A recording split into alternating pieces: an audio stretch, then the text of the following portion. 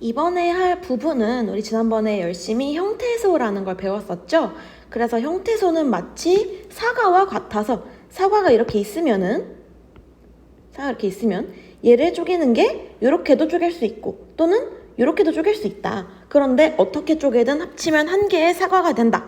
그래서 실질적 의미가 있는 실질 형태소가 있었고 의미가 없이 문법적 기능만 있는 형식 형태소로 우리가 나눌 수 있었어요. 그리고 또 다른 방식으로 얘는 의미가 있고 없고였고요. 이번에는 혼자 쓸 수 있느냐 없느냐로 두 가지로 나눴었죠. 혼자 쓸 수 있으면은 자립 형태소였고요. 혼자 쓸 수 없으면 의존 형태소라는 걸 우리가 배웠었어요. 자, 그래서 이 형태소로 쪼개는 것도 같이 했었던 거 기억나죠? 자, 그러면은 오늘 배울 거는 이제 형태소를 넘어서 단일어랑 복합어라는 거를 배우게 될 거예요.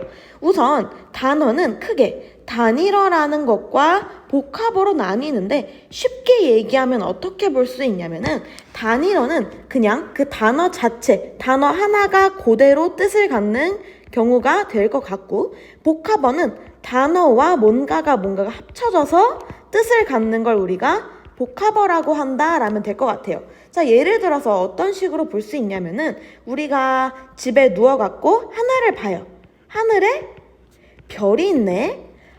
그리고 우리가 집에 누워있죠. 자, 이렇게 집, 하늘, 별 단어 하나당 온전히 하나의 뜻만 갖고 있는 건 우리가 단일어라고 부를 수 있어요.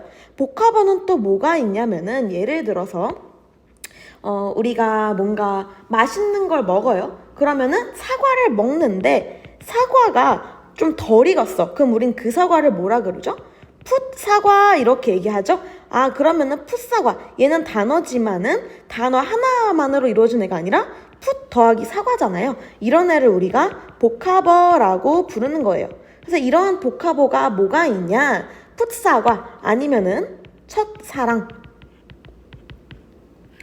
또는 놀다 플러스 이 그래서 놀이도 복합어가 되는 거고 원래는 원형이 놀다라는 동사잖아요. 그래서 얘도 이라는 접사가 붙어서 놀이가 된 복합어가 될 거고 또 뭐가 있냐면은 논밭 같은 게 있어요.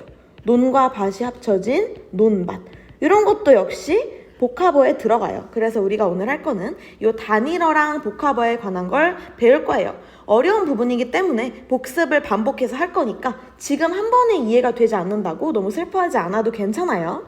자, 그러면은 지난번에도 여기는 살짝 건드렸으니까 이 단일어부터 좀 가보자면은 단일어는 뭐냐? 하나의 어근으로 이루어진 단어를 우리가 단일어라고 합니다. 자, 그래서 우리가 어근을 지난번에 뭐라고 배웠었냐면요. 어근은 뜻이 있는 부분을 우리가 어근이라고 배웠었어요. 뜻이 있는 부분.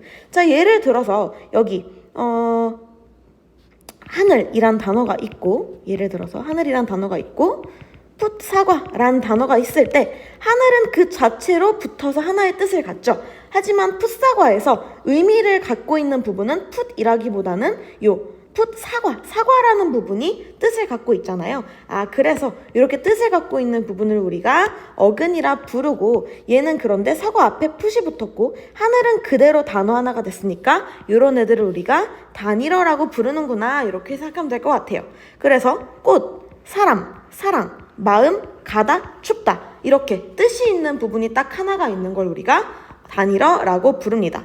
자, 그러면은 복합어는 뭐냐면요. 복합어는 방금 말한 것처럼 두 가지가 합쳐진 단어를 우리가 복합어라고 생각할 수 있는데 자, 복합어에는 여기 보면은 합성어랑 파생어로 나뉘게 되어요.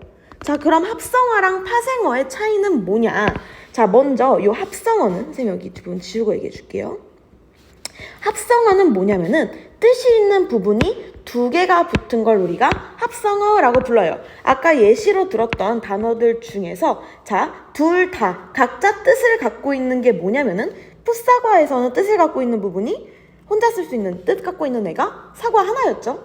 첫사랑에서는 사랑 하나죠. 그리고 놀다에서는 놀다, 놀 2에서는 놀다 하나죠. 자, 그런데 논밭은 논이라는 단어와 밭이라는 단어 둘 다 혼자 쓸 수 있고 의미를 갖고 있잖아요. 근데 그 두 개가 붙어서 된 논밭이라는 단어가 있을 때 우리는 얘를 합성어라고 부릅니다. 둘 다 뜻이 있는 부분으로 만들어져서 논밭이에요. 자, 그래서 내려와서 이 합성어부터 보자면요. 이 합성어에 있는 예시부터 좀 볼까요? 앞뒤, 앞 더하기 뒤죠. 손발, 손 더하기 발이죠. 팔다리, 팔 더하기 다리죠. 오가다, 오다 플러스 가다. 이런 식으로 뜻이 있는 부분 두 개가 합쳐진 걸 우리는 합성어라 부를 수 있어요. 자, 그럼 나머지도 해볼까요? 물 묻힌 물걸레, 책 플러스 가방, 돌 플러스 다리, 쇠 플러스 사슬. 그 다음에 춤추는 우리 어려우니까 하지 않을게요. 피와 땀, 피땀. 이것도 하지 않을게요. 자, 그리고 이것도 빼고 어려운 거는 나중에 설명해 줄게요. 자, 그래서 이런 식으로 합쳐져서 합성어가 되는데 이렇게 합성어가 될 때 우리는 이 합성어들도 앞과 뒤의 관계에 따라서 또 나눌 수 있어요. 자, 첫 번째 거는 대등 합성어라고 하는데 여기 첫 번째 거와 두 번째 거에 있는 애가 같은 그 위치에 있는 애예요. 앞과 뒤, 그리고 손과 발. 그러니까 이거는 서로 각자 뜻을 갖고 있고 합쳐서 두 개 다의 뜻을 갖는 애들이잖아요. 앞과 뒤를 합친다고 뒤만 남거나 앞만 남진 않잖아요. 자, 그런데 아래쪽에 걸 볼까요? 물 더하기 걸레. 물이라는 애는 걸레라는 애랑 전혀 상관이 없는 애죠. 그냥 물 묻힌 걸레가 물걸레잖아요. 아, 그래서 물이 뒤에 오는 걸레를 꾸며준다. 그리고 가방은 가방인데 책을 넣는 가방이다. 책 가방. 다리는 다리인데 돌로 된 다리다. 자, 이런 식으로 앞에나 뒤에 게 서로를 꾸며주는 이야기가 되면은 사슬도 새로 된 거잖아요. 이렇게 서로를 꾸며주는 애들이 되면은 얘는 우리는 종속합성어라고 불러요. 단쪽 어근이 다른 쪽 걸 꾸며준다. 그래서 종속합성어라고 부릅니다. 그리고 아까처럼 서로가 동일한 대등한 관계일 땐 우리는 이거를 대등합성어라고 불러요. 마지막으로 융합합성어는 조금 어렵긴 한데 여기 앞에 나오는 여기 예시랑 여기 예시는 둘 다 뭔가 원래 갖고 있는 뜻이 없어지는 케이스는 아니죠. 원래 갖고 있는 뜻을 모두 갖고 있잖아요. 사슬, 다리, 발 다 들어가 있잖아요. 자, 그런데 이 융합합성어 같은 경우는 단어 두 개가 합쳐졌을 때 뜻이 좀 달라지는 그런 걸 갖고 있어요. 예를 들어서 우리가 이거만 볼게요. 피땀만 볼게요. 우리가 너무 많이 힘들었을 때 피땀 흘려서 뭐 했다 이렇게 많이 말을 해요. 예를 들어서 피땀 흘리면서 노력했다 이런 말을 많이 하는데 실제로 얼굴에서 피와 땀이 난 건 아니잖아요. 아니, 그러면은 큰일 난 거지. 피가 나면 어떡해. 땀은 그렇다 쳐도 실제로 피와 땀이 났다는 게 아니라 그만큼 열심히 했다라는 표현을 갖고 있는 거거든요. 아, 그래서 융합합성어는 원래 뜻을 좀 잃어버리는 애다 이렇게 생각하면은 될 것 같아요. 자, 요 정도 하면은 이제 합성어는 얼추 됐고요. 자, 그러면은 여기 방금 말한 세 가지 합성어에 대한 자세한 내용이 여기 나와 있으니까 한 번 더 같이 볼게요. 대등합성어는 앞과 뒤가 본래의 뜻을 갖고 있다 그랬죠? 그래서 앞 그리고 뒤. 그래서 앞과 뒤를 모두 이르는 말을 우리가 앞뒤라고 부르고요. 자, 그리고 물 더하기 걸레. 둘 다 뜻을 갖고 있는 부분이지만 물을 묻혀서 쓰는 걸레잖아요. 물에 빠진 걸레도 아니고 물을 묻혀 쓰는 걸레이기 때문에 뭔가가 다른 걸 꾸며주는 관계에 있다. 그래서 우린 이거를 종속합성어라 부른다. 자, 그리고 춘추는 아까 얘기하다 말았는데 사실은 이 춘추가 어떻게 만들어진 단어냐면은 한자인데요.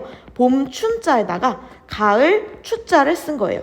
봄 춘자에다가 가을 추. 그러면은 요거대로 하면은 봄과 가을 이렇게 돼야 되는데 요 춘추라는 단어는 봄과 가을이란 뜻이 아니라 그 나이가 많은 사람의 연세, 나이 이런 걸 물어보는 단어로 쓰여요. 그래서 할머니, 할아버지한테 나이가 몇 살이에요? 이렇게 절대 안 물어보죠. 어떻게 물어보냐면은 연세가 어떻게 되세요? 또는 춘추가 어떻게 되세요? 라고 이렇게 물어보거든요. 자, 그래서 원래 것과 전혀 뜻이 달라지는 걸 우리가 융합합성어라고 부른다. 이렇게 알면 될 것 같습니다. 자, 내용이 어렵기 때문에 여기 문법 부분은 한 번 듣고 끝내지 말고 좀 두 번 정도 들어봤으면 좋겠어요. 자, 그 다음에 넘어와서 이제 여기는 하지 않겠습니다. 어렵기 때문에 우리 바로 파생어로 넘어갈 건데요. 파생어는 뭐였냐? 앞으로 돌아가서 보자면은 자, 여기 파생어 여기 부분 볼게요. 파생어 여기. 자, 아까 전에 합성어는 뜻이 있는 부분 두 개를 합쳤다 그랬잖아요. 그런데 합성어는 뭐냐면은 뜻이 있는 부분에다가 지우고 다시 해줄게요. 뜻이 있는 부분인 어근에다가 접사가 붙는 경우를 우리가 파생어라고 해요. 다시 파생어랑 합성어 차이가 뭐냐? 합성어는 뜻이 있는 부분인 어근 두 개를 합친 걸 우리가 합성어라고 해요. 뜻이 있는 부분과 뜻이 있는 부분을. 파생어는 뭐냐? 어근이라는 뜻이 있는 부분은 등장하는 건 똑같은데 여기에 접사라는 애가 붙어요. 이 접사는 뭐냐면은 뜻을 갖고 있는 게 아니라 뜻을 앞에 어근에 붙어서 무조건 접사는 어근이 있어야 돼요. 여기 붙어서 뜻을 더해주는 역할을 해요. 그래서 예를 들어서 아까 우리 첫사랑을 다시 예시로 가보자면요. 첫사랑을 얘기할 때 사랑은 사랑인데 처음 하는 사랑이라고 뜻을 더해줬죠. 처음 한다는 뜻을 더해줬기 때문에 이런 식으로 접사에다가 어근이 붙은 걸 우리가 파생어라고 부를 거예요. 자, 그럼 다시 뒤로 돌아와서 다시 적어주자면 파생어란 뭐냐? 어근에다가 접사라는 뜻을 더해주는 애가 붙은 구조인데 요 접사가 어근을 기준으로 요 뒤에 가서 붙잖아요. 그러면 한자로 꼬리 미자를 써서 접미사라고 부르고요. 얘가 어근의 앞에 나오면은 머리 두자를 써서 접두사라고 불러요. 그래서 파생어는 결국 어떻게 만들어지냐? 어근에다가 뒤에 어근 뒤에 나오는 접미사가 붙어서 만들어지거나 또는 어근 앞에 접두사가 붙어서 만들어진 애를 우리가 파생어라 볼 수 있겠죠? 자, 그럼 다시 예시로 돌아와서 아까 얘기했던 우리 첫사랑으로 가볼게요. 자, 아까 뭐라 그랬죠? 뜻이 있는 부분은 사랑이라 그랬지? 사랑 앞에 뭐가 붙어있네? 앞에 붙었어요? 뭐야? 아, 첫은 접두사가 되는구나. 이렇게 만들어지는 거예요. 자, 그러면 또 아까 놀이를 예시로 들었었죠? 놀이는 어떻게 만들어진 단어였지? 놀다 라는 단어에서 뒤에 이를 붙였다 그랬잖아요. 아, 그래서 뜻을 가진 부분은 놀, 뒤에 부분에 붙는 게 접사이라 그랬죠. 뜻을 가진 부분은 놀이니까 여기가 어근이고 뒤에 붙는 이가 접사가 되는 거예요. 아, 접미사 이가 있구나. 자, 이런 식으로 만들어지는 게 파생어가 될 거예요. 자, 그럼 우리 접두사와 접미사, 그러니까 접미사와 접두사 이거 한번 같이 한번 가볼게요. 자, 접두사 앞에 붙는 애부터 좀 가보자면은 자, 여기 보면은 여기 부분에 발은 발인데 맨발, 병아리는 병아리인데 햇병아리, 빨갛긴 빨간데 새빨갛다, 수고는 수건데 헛수고, 이빨은 이빨인데 덧니, 익긴 익었는데 설이 걷다. 지금 앞에 붙어있는 얘네들 있잖아요. 얘네들이 전부 다 뭐가 되냐면은 앞에 붙었으니까 두사가 되는 거예요. 얘네들이 접두사가 됩니다. 그래서 발은 발인데 아무것도 안 씻은 발, 병아리는 병아리인데 방금 태어난 병아리, 빨갛긴 빨간데 엄청 심하게 빨간 색깔, 이런 식으로 뜻을 더해주는 역할을 해요. 자, 그럼 이번에는 접미사를 한번 가볼게요.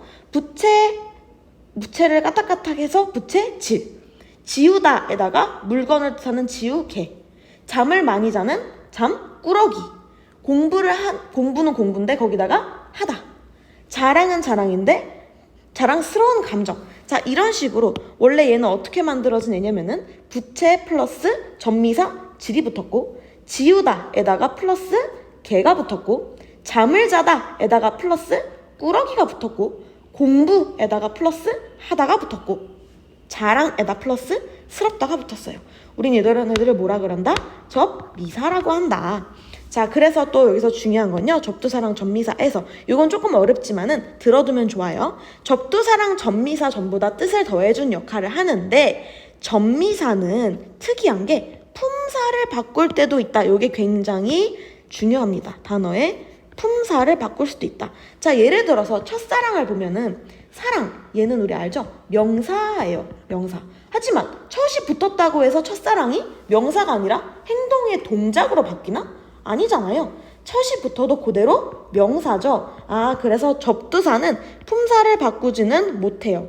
하지만 우리 요 놀이를 볼까? 놀다는 품사가 뭐죠? 뭐뭐 다로 끝났으니까 동사죠. 동사는 형용사일 텐데 뒤에 접미사 이를 붙여서 놀이라는 뭐가 됐어요? 아, 명사가 됐다. 동사에서 명사로 바뀌었다. 이런 식으로 품사를 바꿔줄 수도 있습니다. 자, 이런 게 접미사의 굉장히 중요한 특징이에요. 어려우니까 한 번 더 들어주면 좋을 것 같아요. 자, 그래서 여기 방금 한 파생어의 예가 나옵니다. 여기 그럼 우리 뒤에 거부터 예시부터 바로 볼까요? 사위는 사위인데 맛사위. 과일은 과일인데 햇과일. 소리는 소리인데 소리꾼. 그 다음에 부채질이 빠졌네요. 선생님 써줄게요. 부채는 부채인데 부채를 막 움직이면서 바람 일으키는 부채질. 그럼 여기서 뜻을 가진 부분에 표시를 해보자면은 뜻을 가진 부분, 뜻을 가진 부분, 뜻을 가진 부분, 뜻을 가진 부분. 그러면은 여기 붙는 맛은 뭐가 되는 거예요? 당연히 얘는 접두사가 되는 거지. 접두사. 자, 그리고 여기 과일에 붙는 햇은 얘도 앞에 붙었으니까 뭐가 돼요? 당연히 접두사가 되겠죠? 자, 근데 소리 뒤에 붙었네. 얘는 뒤에 붙었으니까 뭐가 돼? 접미사가 될 거고.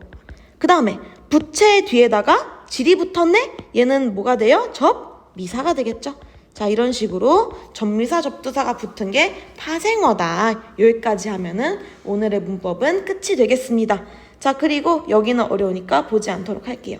여기 정도까지만 풀 줄 알면은 굉장히 열심히 한 거예요. 그러면은 방금 얘기한 설명을 선생님 생각에는 같이 선생님이 옆에서 수업을 했으면은 확인을 계속하면서 문제를 할 수 있을 텐데 영상으로 봤으니까 2번 정도는 듣고 필기도 열심히 옮겨주세요. 그리고 난 다음에 여기서부터 문제를 풀어주시기 바랍니다. 여기 풀어오는 게 숙제예요. 숙제는 우리 오면은 같이 한번 확인을 해보도록 할게요. 자, 그리고 여느 때와 마찬가지로 경시국어 부분도 숙제가 되겠죠. 잊지 말고 경시국어도 잘 풀어서 수업 시간까지 갖고 와 주시기 바랍니다.